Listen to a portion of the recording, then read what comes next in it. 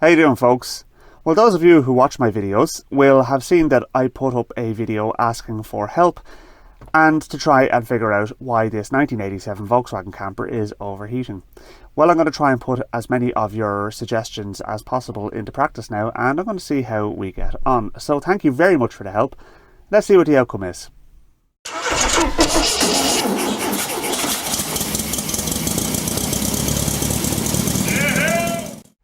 So the first thing we need to find out is whether or not the radiator is sufficiently bled. So the way we do that is we take off the front grille, and that involves removing 5 flathead screws just by giving them a quarter turn, and then the grille comes off.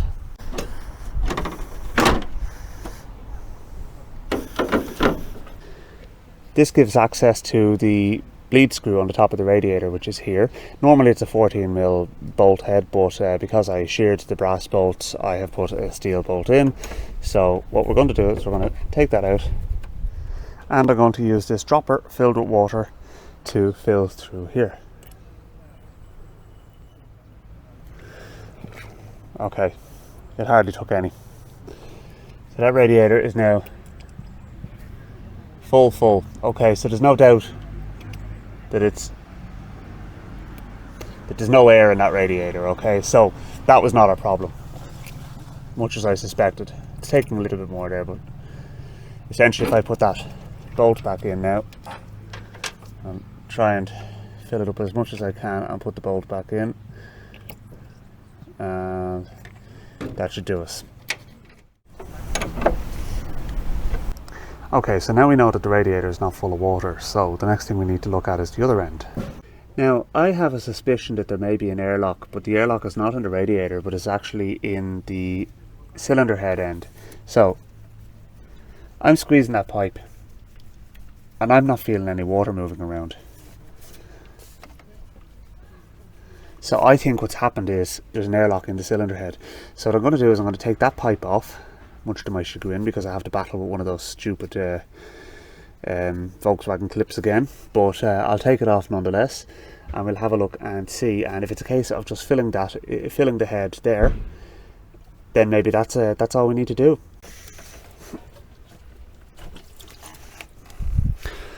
Okay, so there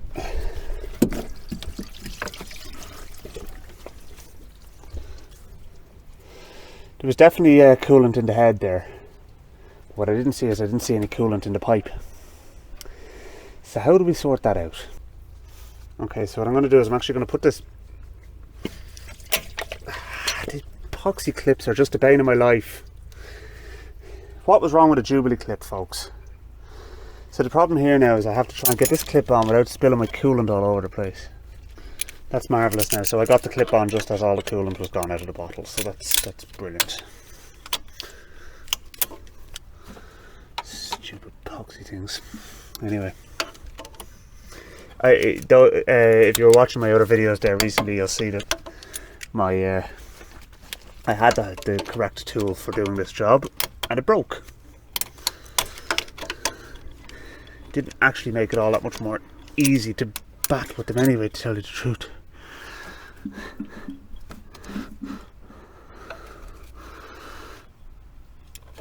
Anyway, right, so what I can do now is, that wasn't the problem, okay? Plenty of coolant spilled out of there, okay? So it was returning back to the head. Honestly, I had my doubts that was it. So the next thing I'm going to do is I'm actually going to take the thermostat out. The thermostat is located behind this plastic housing here on the bottom of the water pump, and is held in place with literally just 2 10mm headed bolts.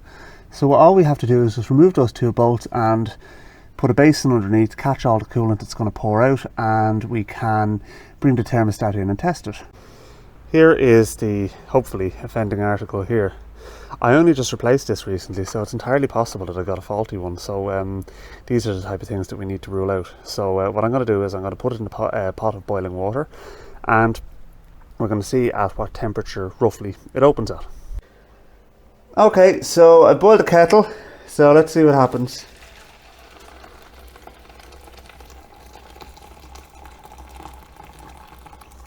There's no shortage of crap coming off it anyway. Maybe it was stuck. I'll give it a little while. Now that water literally just boiled. Okay, it's definitely opened a little bit, but it hasn't opened its full range for a start. And secondly, I'm looking at the amount of crap that's stuck in it, so I'm thinking the thermostat was actually jammed. So what I can do is I can take it out of the hot water, run it under some cold water, and have a look and see if I can figure out if I can get it freed up. Okay, so one of the things that struck me is that there is a small hole in the thermostat that basically allows a certain amount of water to go through before it actually opens to heat up the other side of the thermostat, if you understand what I mean. So that hole was actually blocked with sealant.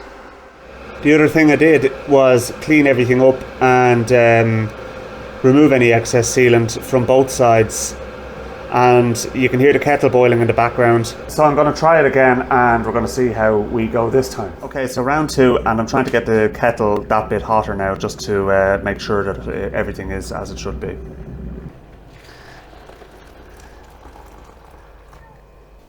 It's definitely opening there. You can see the brass bit is kind of moving down. Alright, that's opened a lot further now. You can see that thermostat is now open. If you look around this side, you can see the light through the hole. So yeah, look, I'm happy enough that thermostat's working. So I'm going to put just a very, very small amount of flange sealant on it, and I'm going to pop it back in. Okay, so the thermostat's back in now. I just gave it the lightest little smear of RTV sealant. So it's just, you need something there. It's not going to seal if you don't put anything there. And then you'll just end up with leaks. So yeah, I had to do something. But next thing to do is to basically top up the coolant system and see how it goes. I know a couple of people had said that it was possible that the coolant, the engine wasn't actually overheating and it was getting a false reading. That may be the case, but you have to err on the side of caution with these type of things, realistically. You know, I mean, I could say that, oh yeah, it wasn't really overheating, and then drive down the road and the first mountain pass I hit, it blows the head gasket. I don't really want that to happen, so you just can't take those chances, you know.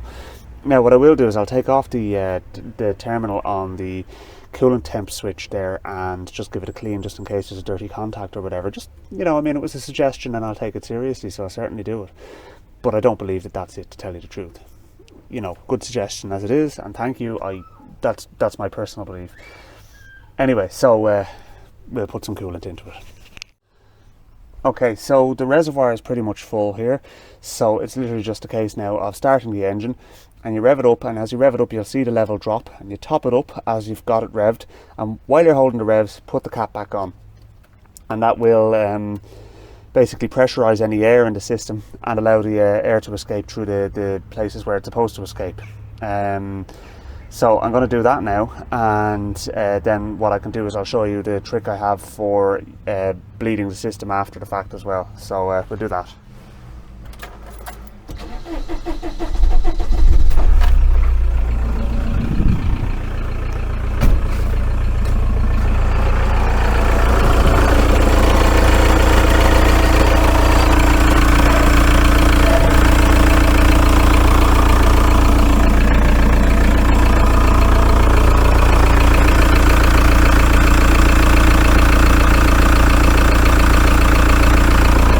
You try and do this and not pour water all over the place.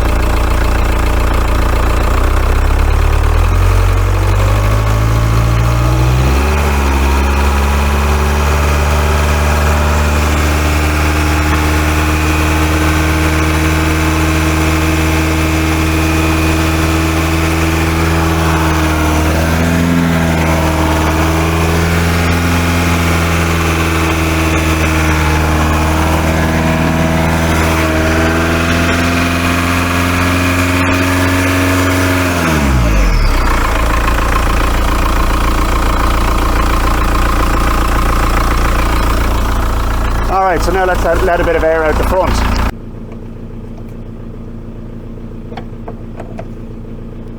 There's no air in there. Okay.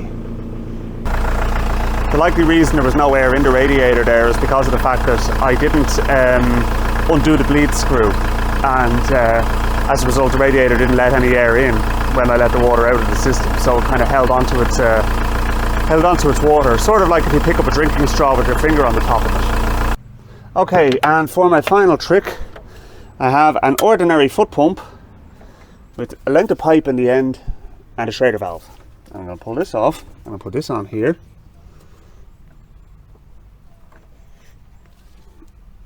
And I'm going to give this a couple of pumps, and that's going to push the water down here, and it's going to put pressure on the rest of the system and allow me to get any air accumulated elsewhere out.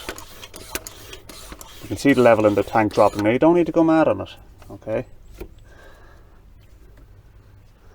Alright, so now let's see if there's any air in the front now.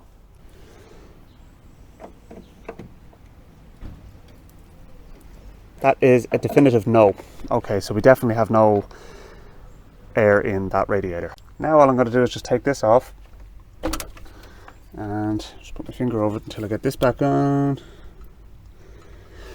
That's the pipe that goes to the filler bottle behind the radiator, so the coolant that's coming out from the pressure is going to end up back in there rather than all over the driveway.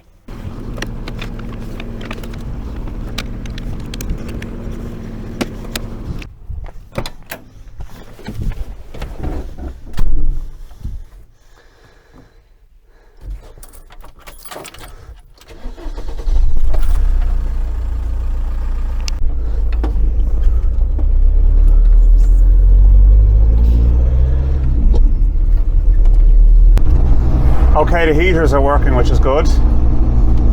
So at least there's no air in the heater matrix. There's a stretch of dual cabbageway up the road here which I can go on, which is where it overheated big style on me in the past. So we'll have a look and see now if it does the same thing. Okay, let's give it a bit of welly.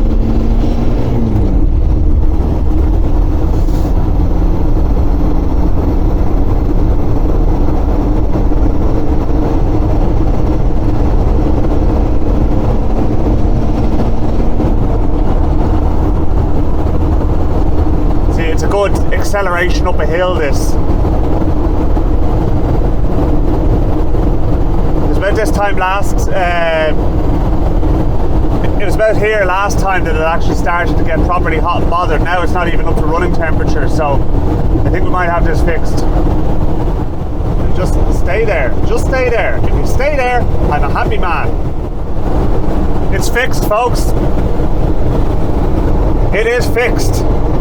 The gauge is just moving up and down just at the middle, just as the thermostat opens and closes and regulates the temperature, so we're bang on.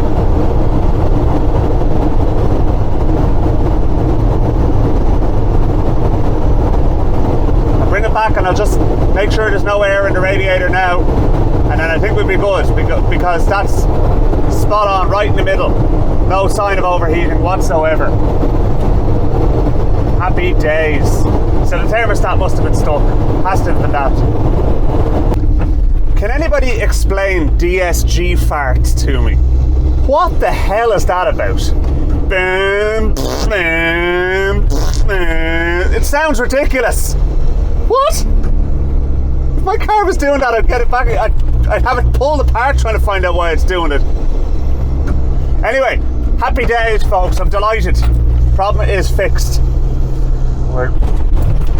The only thing I want to do now is I want to try and find out why it's a little bit rough starting when it's cold. I mean, it's not bad, but it's not great either. So what I'm going to do is I'm going to see if I can get hold of a second-hand set of injectors. I can just try and make sure that those injectors that I put in aren't causing all of my bother. Because I trusted a bunch of Gagans to do a job on the injectors. I don't know whether they did the job right or not. Maybe that's the whole reason I'm having all these problems. But anyway, good news is the cylinder head gasket is absolutely fine. The engine is cooling properly. It's running absolutely grand. I mean, it's not putting out any more power than it was before I started this debacle. But at least I know what's going on inside the engine. Albeit there's one cracked piston, but we won't mention that anymore. How about we just keep that to ourselves, folks? That'll be our little secret. Okay, folks, I'm calling that a win. Happy days. The van is now back in action properly, so everything is dry. It's working as it should. So I'm going to sign off on this absolute nightmare and call it finished. Thank God. Right, well look at folks, all that's left for me to do is to say thank you so much to everybody who gave me the words of encouragement and who pushed me along the way and who gave me the bits of advice along the way and everything as well. Honestly, I don't think I could have done it without you, and without the love and support and patience of my wife as well, who, God bless her, I don't know how she puts up with me. I really don't. Anyway folks, listen, I'll chat to you soon, and next up on my list of projects is to do a bit of sprucing up on the Golf. There's a few little jobs on it that are annoying me, and that car needs a bit of TLC. So yeah, let's get stuck into that one. Thanks very much for watching. Chat to you soon. One last check. Radiator's hot all the way to the top. That's a win.